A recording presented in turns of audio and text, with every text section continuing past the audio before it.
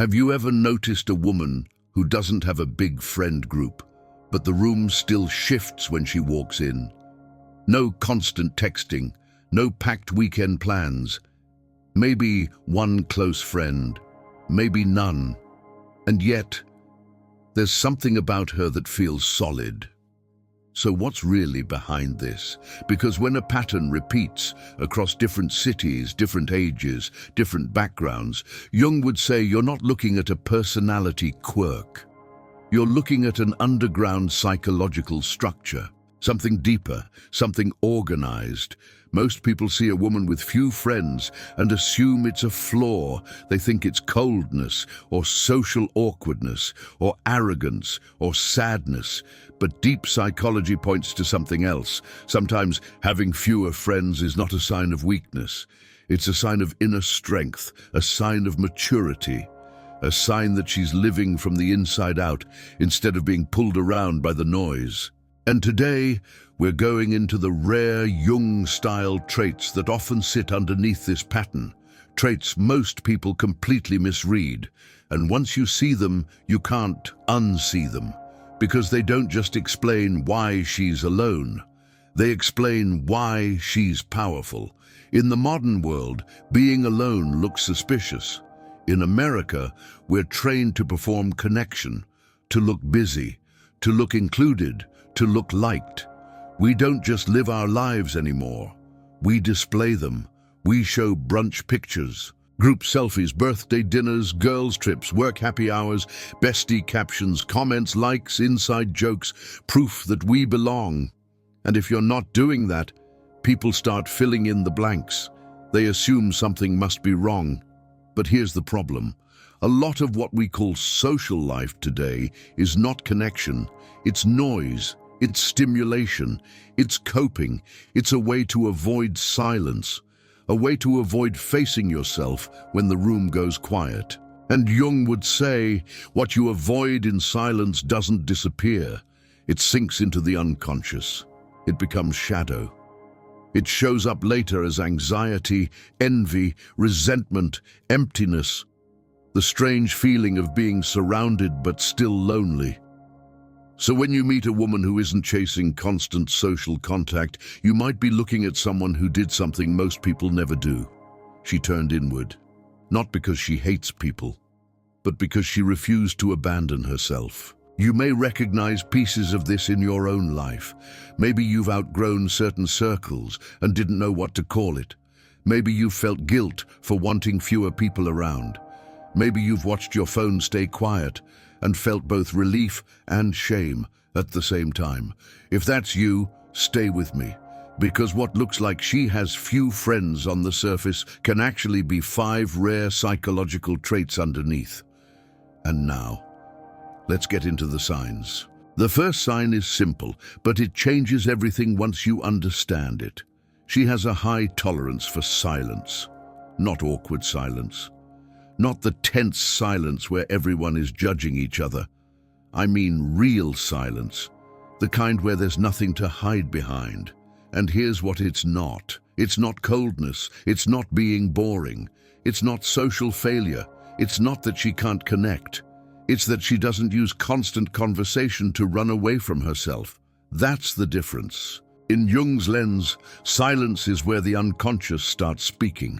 When the noise stops, symbols rise, memories rise, truth rises. And most people don't like that. Because when you sit in silence long enough, you start meeting parts of yourself you've been avoiding. Your jealousy, your anger, your loneliness, your old grief, your hunger to be seen, your need to control, your fear of being abandoned. That's shadow material, and it doesn't feel good at first. So a lot of people unconsciously build social lives that protect them from themselves. Always someone to talk to, always plans, always a group chat buzzing, always drama, always updates, always activity. Because activity is easier than honesty. But a woman with this trait has already learned something. She learned that silence is not empty. It's full. It's a mirror. It's a doorway. She can sit in her apartment on a Sunday afternoon in Chicago while it's snowing outside, make tea, and feel what she feels without needing to escape it. She can drive home from work in Phoenix with no music on and actually hear her own thoughts. She can eat alone at a diner in Ohio and not reach for her phone every 10 seconds like she's trying to prove she belongs somewhere else. She can sit in church, or in a coffee shop, or in a quiet park in Seattle, and simply be, not performing, not explaining, not trying to earn a seat at a table. And because she can do that, she becomes selective. Because once you can tolerate silence, you start noticing which conversations are just noise. You notice the friendships that only exist to fill time. You notice the talk that goes in circles and never touches anything real. You notice how often people say words just to avoid saying the truth. And then you start choosing differently. Here's the contrast. Neediness can't handle silence. Neediness needs constant reassurance. It needs constant contact. It needs constant proof. But inner stability can sit in silence without falling apart. Here's how to apply this in your own life.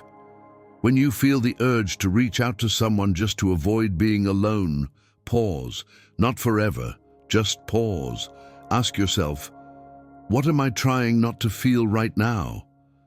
Trust it when you notice that certain social spaces leave you more drained than when you arrived. Learn to treat silence like a skill, not a punishment.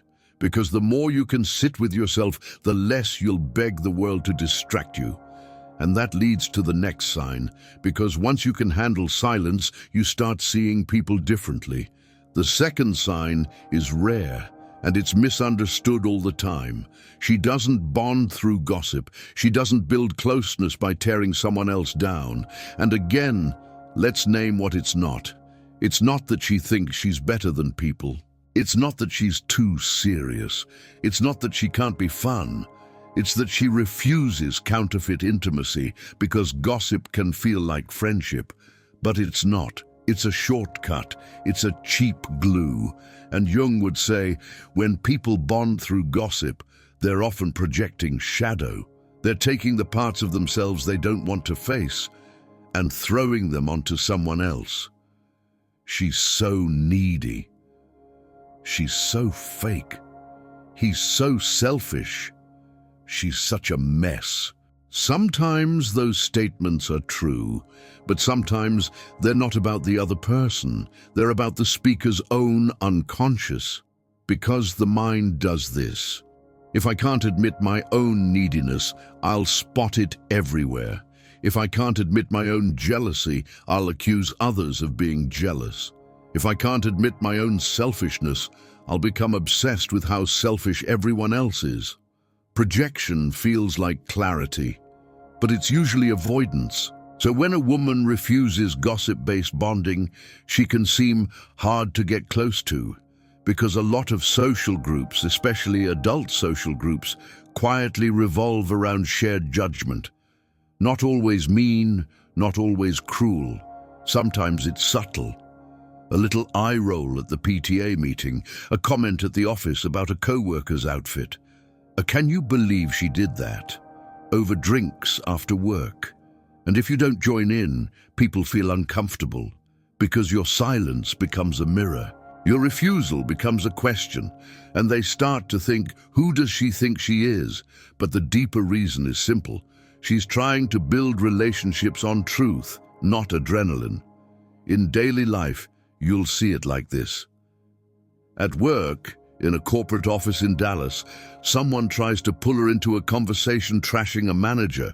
She listens, but she doesn't feed it. She might change the subject, or she might say something simple like, I don't really know the full story.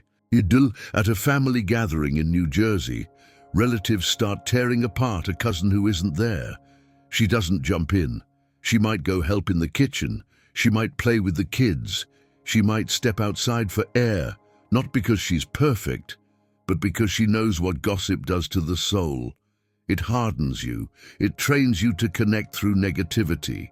It teaches you to feel close only when someone else is being made small, and she refuses that. Here's the contrast. The opposite of this trait is social hunger, the kind that says, I'll say whatever I need to say to stay included, even if it means betraying someone who trusted me, even if it means turning people into entertainment. But her inner compass says, if we can't connect without harming someone, it's not connection. Here's how to apply this. Pay attention to what your friendships are built on. When you leave certain groups, do you feel lighter or dirtier? Trust it when you realize the conversation always needs a target. Ask yourself, if the person we're talking about walked in right now, would I be proud of what I said? Learn to build intimacy through shared truth instead, shared goals, shared values, shared vulnerability, because real connection doesn't need a victim. And that leads to the next sign, because when you stop bonding through gossip, you start outgrowing certain circles fast. The third sign often looks like she's distant, but it's something deeper. She has strong psychological boundaries, not harsh walls, not punishment, not constant no, but clear lines that protect her inner life. And let's be clear what it's not. It's not selfishness. It's not arrogance. It's not being hard. It's not that she doesn't care. It's that she knows her energy is sacred. Jung would say that individuation, the process of becoming your true self, requires boundaries. Because without boundaries, your identity gets swallowed by other people's expectations. And most people don't realize this. They think being a good person means always being available, always responding, always showing up, always saying yes, always explaining yourself. But that's not goodness. That's fear. Fear of disappointing people, fear of being disliked, fear of being abandoned. So they let others invade their time, their mind, their space, and then they wonder why they feel drained and resentful. A woman with strong boundaries has usually learned this lesson the hard way. Maybe she used to be the one who always showed up, the one who listened to everyone's problems, the one who replied immediately, the one who gave rides, money, advice, emotional labor. And maybe she got burned. Maybe she was used. Maybe she realized she was being loved for what she provided, not for who she was. And something in her shifted, not into bitterness, into clarity. In everyday American life, boundaries look like this. She doesn't answer every call, not because she's playing games, because she's protecting her nervous system. She doesn't feel guilty for leaving a party early when she's overstimulated. She doesn't let people dump their chaos on her at 10 p.m. on a Tuesday, like it's her responsibility. She doesn't keep friendships alive out of history alone. She doesn't say yes just because someone will be mad if she says no. She can be kind without being available 24/7. And this is where many people misread her. They call it closed off. But what it really is internal organization. In Jung's terms, she's not ruled by unconscious guilt. She's not ruled by unconscious fear of rejection. She's not ruled by the shadow need to be needed. Because being needed can feel like love. But it's not always love. Sometimes it's control. Sometimes it's addiction. Sometimes it's a way to avoid your own emptiness by becoming essential to others. A woman with boundaries has often faced that shadow, and she chose something else. Here's the contrast. The opposite is porous living, where anyone can enter your space, where your mood depends on who texted you back, where your day gets hijacked by other people's emotions, where you don't know where you end and others begin. But boundaries create a different kind of life, a quieter one, a cleaner one, a more honest one. Here's how to apply this. Start small. Don't force yourself into dramatic, cut everyone off moves. Instead, practice one clear no a week. Practice not explaining yourself excessively. Trust it when you feel your body relax after you protect your time. Ask yourself, am I doing this out of love or out of fear? Learn to let people be disappointed without collapsing. Because disappointment is not danger, and that leads to the next sign. Because once you build boundaries, you stop collecting people and you start choosing people. The fourth sign is one of the rarest, and it often makes her look too intense. She prefers depth over frequency. She would rather have one real conversation a month than 20 shallow ones a week. And here's what it's not. It's not antisocial. It's not emotional unavailability. It's not that she's judging everyone. It's that her soul doesn't feed on small talk. Small talk has its place. At the grocery store, in the elevator, at the dentist's office, but some people can live their whole lives in small talk. Sports, weather, gossip, trends, surface updates, and they never touch what's real. A woman with this trait can't stay there for long, because Jung would say she's oriented toward meaning, toward symbol, toward what's underneath the words. She hears what people say, but she also hears what they avoid. She notices the discomfort behind the laughter. She notices the sadness hidden under sarcasm. She notices the tightness in someone's face when they say, "I'm fine." And because she sees that, she gets tired of pretending. So she doesn't chase constant social contact, because constant social contact often requires constant pretending. It requires you to keep the mask on, the "I'm good" mask, the "everything's great" mask, the "I'm easygoing" mask, the "I don't care" mask. But she's not interested in living behind a mask. She'd rather be quiet than fake. In daily life, you'll see it like this. She can sit at a brunch table in Los Angeles and feel lonely, even with 5 women around her, because the conversation never goes deeper than appearances and updates. Meanwhile, she can have a single phone call with one trusted person in Minneapolis and feel nourished for a week, because it's honest. She might not be the one constantly organizing group plans, but if you're in real pain and you call her, she shows up with something different. Not just comfort, clarity, presence. She might sit with you without trying to fix you. She might ask one question that cuts through the noise and helps you understand yourself. That's depth, and depth scares people, because depth requires responsibility. If we talk about real things, I might have to change. If we talk about real things, I might have to face my own choices. So some people avoid her, not because she's wrong, because she's real. Here's the contrast. The opposite is social quantity. The belief that more people equals more safety, more friends equals more value, more invitations equals more worth. But quantity can be a defense, a way to avoid being truly known. Because the more people you spread yourself across, the less anyone sees the real you. Depth is the opposite. Depth says, I'd rather be known by one person than liked by 100. Here's how to apply this. Stop measuring your social life by numbers. Measure it by nourishment. Trust it when you realize you feel more yourself around certain people. Ask yourself, do I feel expanded after spending time with them, or do I feel reduced? Learn to invest in fewer conversations, but truer ones. And that leads to the next sign. Because when you choose depth, you start becoming extremely careful about who gets access to you. The fifth sign is the one that most people misinterpret as she's guarded. She is loyal to her inner truth, even when it costs her. Let that land, because this is not a personality preference. It's a psychological stance, and it's rare. Here's what it's not. It's not stubbornness. It's not being difficult. It's not pride. It's not I don't need anyone. It's not an ego game. It's something deeper. Jung would say that the psyche has a direction, a pull toward wholeness. And when a person starts listening to that pull, when they start individuation, something happens. They become less willing to betray themselves. They stop twisting their personality into shapes that make other people comfortable. They stop saying yes when their body is saying no. They stop laughing at jokes that feel cruel. They stop pretending to agree. They stop performing a version of themselves that's easier to accept. And this is where friendships fall away.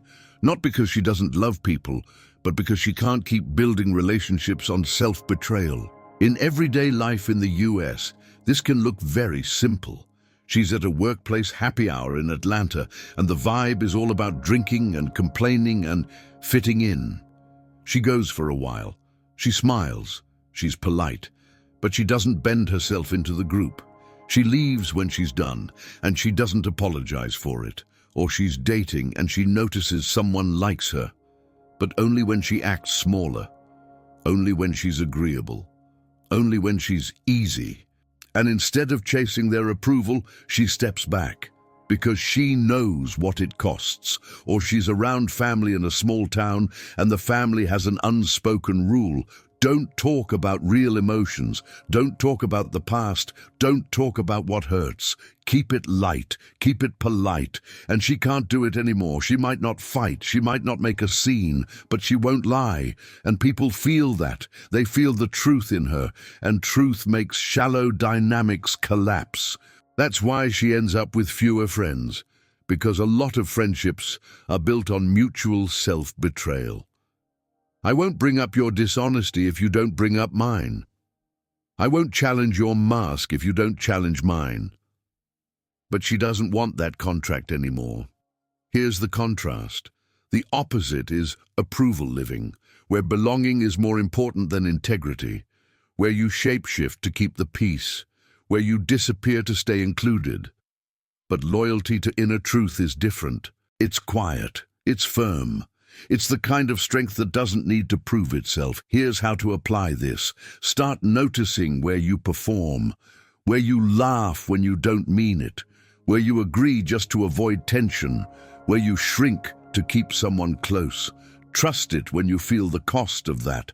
Ask yourself, what part of me am I leaving outside the room to be accepted inside it?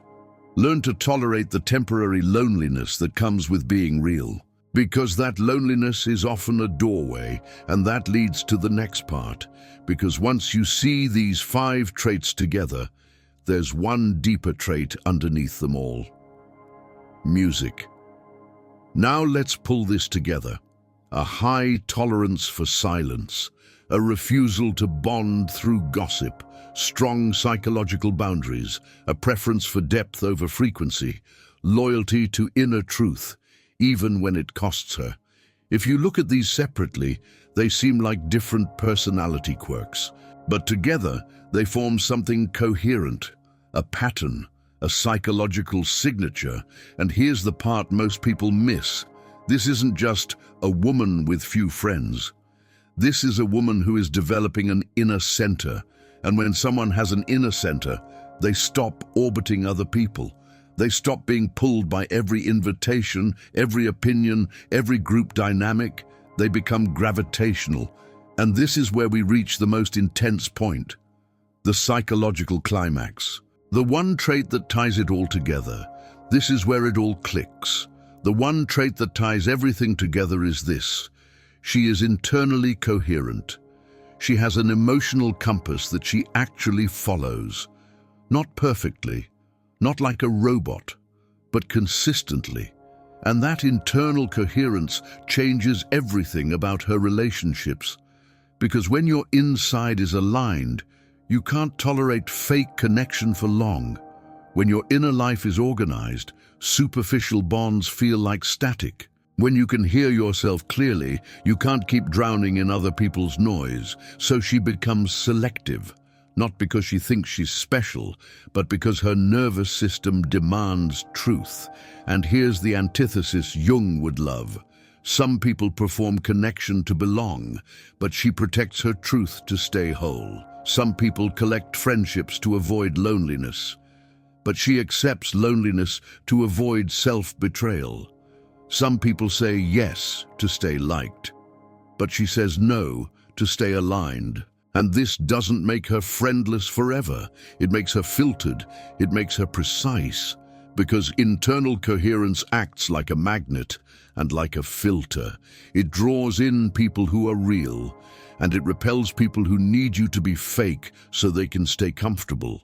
That's why from the outside it can look like she has few friends, but from the inside it feels like peace. Now, here are the 3 questions that reveal this trait in real time. when she's deciding whether to stay in a friendship, whether to keep texting, whether to keep showing up, whether to keep explaining herself, she checks something deep. She asks, does this feed me or drain me? Not just, is it fun? Not just, are they nice? But do I feel more alive in this or less? Then she asks, do I feel safe being myself here? Not, do they approve of me? But can I exist without performing? And then she asks, is this real connection or just convenience? Is this person here because they see me? Or because I'm useful? Because I listen? Because I give? Because I don't demand much? Because I'm available? Those questions are not dramatic. They're sober, they're mature, and they change everything. Because once you start living by those questions, you can't keep 20 shallow friendships alive. They collapse naturally, not out of cruelty, out of truth. And here's the deeper reason. Internal coherence is the foundation of individuation. It's what happens when the conscious mind and the unconscious start working together, when you stop living as a bundle of reactions, when you stop being split, when your words match your body, when your choices match your values, when your outside life starts matching your inside reality. That inner alignment becomes a quiet power, and people feel it, even if they don't understand it. Some people will respect it, some people will resent it, but almost everyone will notice it, because in a world full of performance, coherence feels rare. It feels like integrity. It feels like something you can't buy. And it's exactly why she often has fewer friends, because not everyone can handle being around someone who doesn't need the mask. Music. Now let's expand this into the bigger truth. Because this isn't just about women with few friends. This is about power. Personal power doesn't come from being surrounded. It comes from being rooted. Magnetism isn't about numbers. It's about inner steadiness. In the modern world, a lot of people confuse visibility with value. They confuse social activity with emotional health. They confuse being invited with being loved, but the psyche knows the difference. Your body knows the difference. Your sleep knows the difference. Your anxiety knows the difference. Because shallow connection often costs you more than solitude ever will. Wrong relationships don't just waste time. They distort you. They pull you away from your own intuition. They train you to ignore your internal signals. They teach you to trade your truth for peace. And that trade is expensive. It shows up as chronic exhaustion, as depression that doesn't make sense, as a strange numbness, as a feeling of being off, even when life looks fine. But when a woman becomes selective, when she chooses fewer bonds but truer ones, something starts changing. Her choices sharpen. Her posture changes. Not forced confidence, real groundedness. Her eyes change, because she's not scanning the room for approval anymore. She's not wondering if she's too much. She's not trying to be chosen. She's choosing, and then something else happens. Her relationships improve, not in quantity, in quality. Because when you stop chasing connection like a hungry person, you stop attracting hungry dynamics. You stop attracting friends who need you to be their therapist. You stop attracting people who only call when they need something. You stop attracting friendships built on competition and comparison. You start attracting the rare kind of bond that can handle honesty. The kind of friend who doesn't disappear when you grow.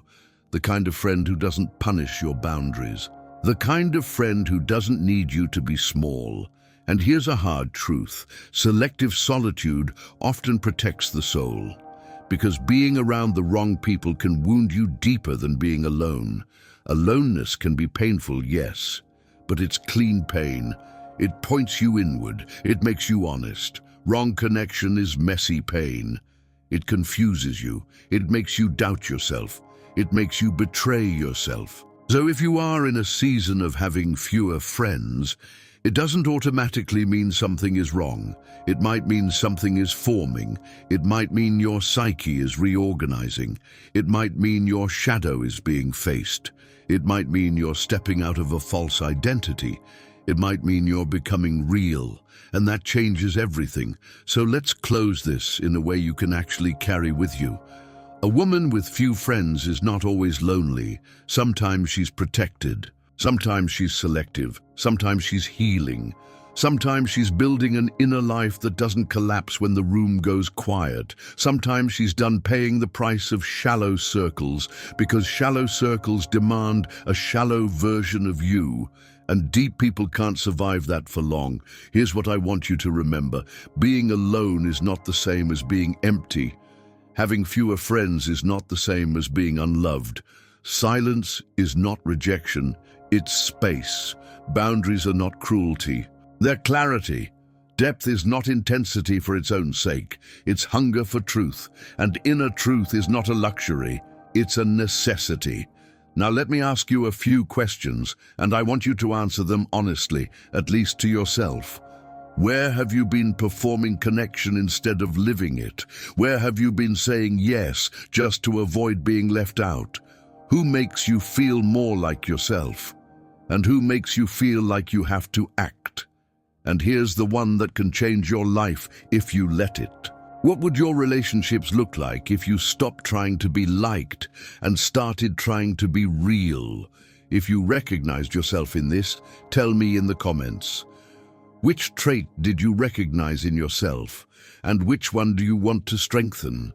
Because maybe you were never too alone. Maybe you were just too deep for shallow circles. And if that's true, then you're not falling behind. You're becoming whole.